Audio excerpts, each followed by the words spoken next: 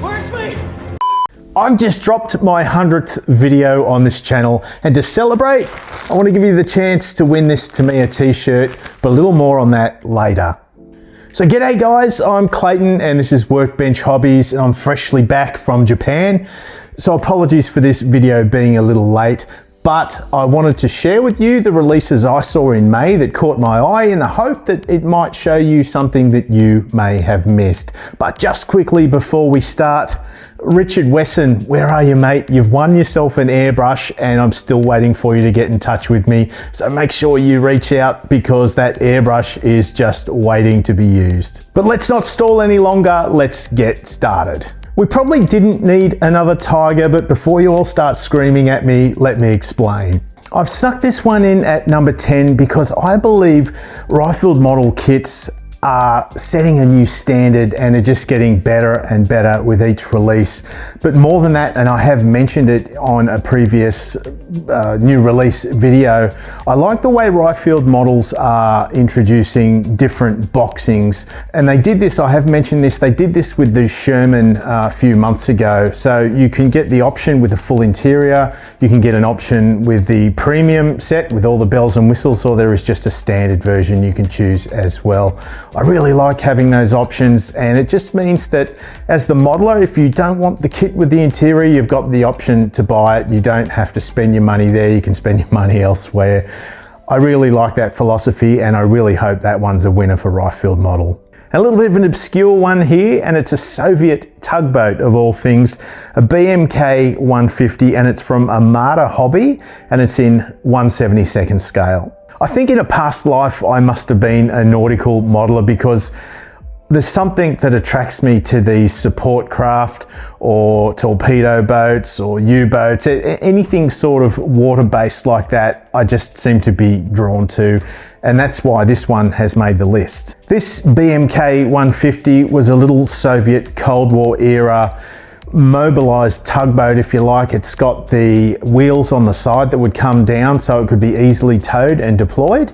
And from what I understand, these tugboats were used to deploy and assemble the pontoon bridge sections for river crossings and whatnot. It's a shame it isn't in 35th scale because I reckon this one would be real popular. But if this quirky little niche subject interests you like it did me, then I reckon you should keep an eye out for it. Next up is a set of figures from Starlingrad in 35th scale, and it's called Kids Make Their Own Fun World War II Era.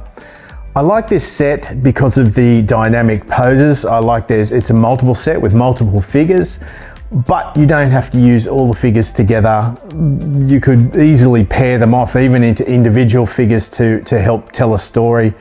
The sculpts, the Starlingrad figures really have quite a unique look and style about them, but the sculptor has managed to get real expression and dynamic in those poses, which is why I've included it on this list, because I think this is a very usable set and can tell a different story in a wartime setting without the need for tanks and guns, if you like. So keep an eye out for this set because I think it's going to be popular. I do have a soft spot for fine molds, and I think these next two releases probably made the list due to that bias. I am of course talking about the A6M5. They've released two boxes. These are zeros. One is a Mitsubishi production and the other is a Nakajima production. I think you'd be probably hard pressed unless you were a zero connoisseur to pick the difference between the two, but there are subtle differences between the two production types. These kits were recently announced at the Shizuoka show, obviously that I was at, so I did get the chance to get up and close and personal with them. So like I said, that's probably why they've made the list here. This range of zeros, there are others in this range. However, they are newly tooled, and these two releases include new parts. What those new parts are, I'm not actually sure, but I was lucky enough to see these models in the flesh at the Shizuoka show, which I guess is why I've been drawn to them here. They did look absolutely lovely. And this is another one I saw at the recent show. It is the new Dragon RSO iteration with the 2cm flak Verling on the back, the anti-aircraft gun. I hope I've pronounced that right. I've recently built the mini art kit, as you probably know, and I have built the Dragon kit previously. I know Dragon have come under some scrutiny with proportion issues with their RSO boxings, but this is the RSO 3, so it's got the open cabin on it. It is a mashup of older Dragon kits, and they've thrown a figure set in there for good measure as well. It does say that there are new parts in this boxing. What they are, I don't know. Perhaps they might be mounts to put that anti-aircraft gun on the back of the RSO. It might be as simple as that. I'm actually not too sure. But I think it's a really interesting vehicle that's absolutely badass and vulnerable all at the same time. And I reckon that posed with the figures in a little diorama would be absolutely beautiful. So that's why that one's on the list. So there's not a month goes by I don't seem to push my Machine and Krieger agenda. So why stop now? Kyoto have released their Kangaroo with a maintenance crew. Now this is the company that did the Kusta that I reviewed 18 odd months ago now. They come with 2 different color plastics in the box, the exact same set of sprues, just 2 different colors. And if it's anything like that Kusta boxing was, they will have another release with 2 different colors. So that's going to appeal to the collectors, because there's people that just collect these things, put them in the shelf, and I've no doubt they'll want one set of one color and another set of the other color.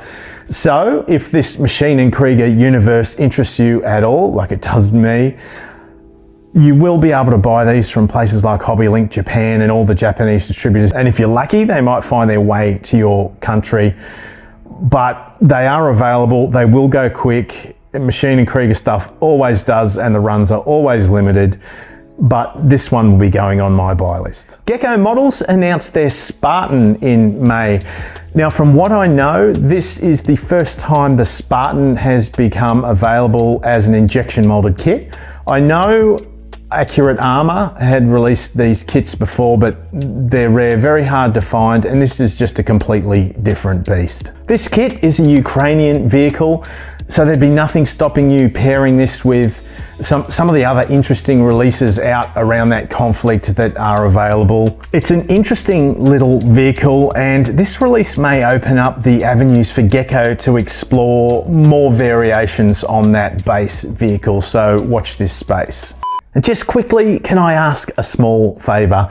If you're enjoying this video and you're liking the content I'm producing, please hit that like button and consider subscribing, because it makes a massive difference to this channel. This YouTube gig is tougher than it looks, and I need your help to get out to more people. So if you can just do that for me, that would be awesome. So let's get back to the list. Number 3 is the weirdest looking thing of all time, and it's actually not make-believe, it was real. It's the TSAR tank, or the Lebadenko tank, in 72nd scale from V&K production.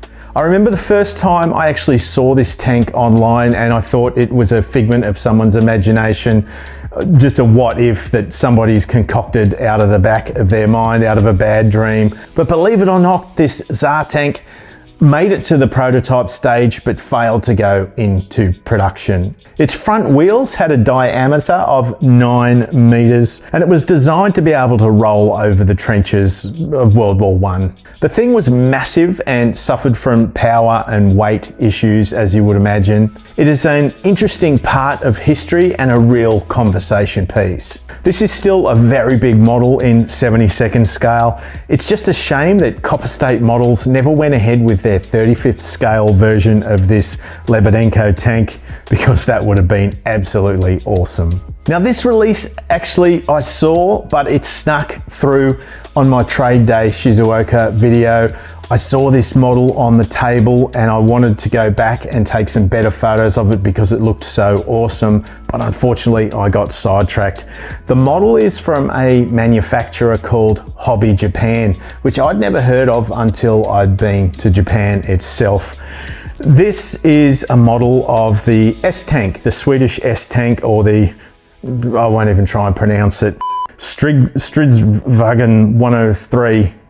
But we all know it as the S-Tank. The S-Tank was a highly innovative design and it played a very important role in the defense of Sweden. It was designed for ambush and defensive operations, and it'd take advantage of terrain by digging in and firing from hidden fixed positions. The S-Tank could also adjust its suspension, changing the elevation of the gun, and by doing that could also reduce its silhouette. Hobby Japan, as far as I know, look to be a new player in the market, and they've dipped their toe into all sorts of different subjects, and from the level of engineering and detail and design, I really hope that these kits make it to the Western world, because this little S-Tank is absolutely stunning. Thunderbirds, our go! And number one, yes, massive nerd alert. And I highlighted these releases in my trade day video that I did, and I'm a sucker for Thunderbirds and was delighted to see these little gorgeous kits announced in May. As dorky and ridiculous as it may look now, the Thunderbirds bring back so many memories of my childhood, of sitting in front of that television while mum and dad were still in bed, eating away at the sugary cereal that I wouldn't dream of giving my own children. But it's just it takes me back to a simpler time, and those designs of the ships I think are so cool and still stand up. The kits all look to be scaled to 144th scale, and they look to be delicate and quite detailed, so I think they're going to be a genuine option for the scale modeler. Thunderbirds kits have been available in the past, but they always look a little toy-like and aren't really a decent option for the serious modeler, at least, unless you're willing to put a lot of work into them. I'm just hoping these kits from Belfine find their way into a distribution channel so that we in the Western world can get our hands on these little Thunderbirds kits, because I reckon they're going to be popular and I would love to sink my teeth into them. And one last notable mention, I haven't included in the top 10, but I really loved the look of the Leopard 2, the new Leopard 2 Meng released. Again, I saw it at the show. It just looked different. It just looked finer and a bit more delicate. Now, of course, Meng have released plenty of Leopard 2s in the past, but this one really appealed to me, so I wanted to give it a little shout out. So if you want to enter the draw to win the Tamiya t-shirt, it's a size large, if that affects your want to go into the draw. Just comment down below and just say I'm in, and I'll know that you're in this competition to win this shirt. Next week, back to some modeling, I promise, and I will finish off that mini art RSO and put it on a small landscape base for you. I've just finished that now and I'm really happy with how that came up. Plus, I have a few more pieces of content to share with you from Japan. Don't forget, you can head over to the Patreon page where you can support and connect with this community in an even greater way. And I'd like to give a shout out to Graham Anderson and BM for becoming my latest Wombat Warriors. Thank you guys, your support means the world to me. And remember guys, this is the greatest hobby in the world. Share it with your family and share it with your friends, and let's be proud of what we do. Until next time, I will see you soon. Hell no it ain't. It's a Thunderbird.